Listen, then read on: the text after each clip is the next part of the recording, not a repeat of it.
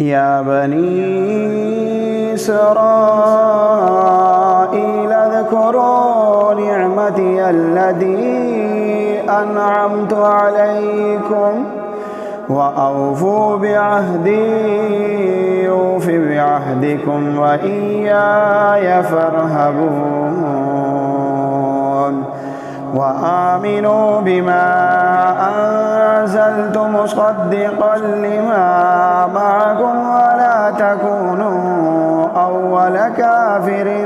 به ولا تشتروا بآياتي ثمنا قليلا وإياي فاتقون ولا تلبسوا الحق بالباطل وتكتموا الحق وأنتم تعلمون وأقيموا الصلاة وآتوا الزكاة واركعوا مع الراكعين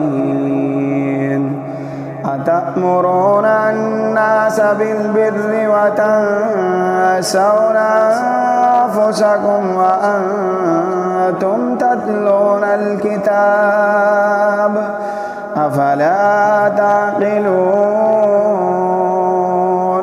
واستعينوا بالصبر والصلاة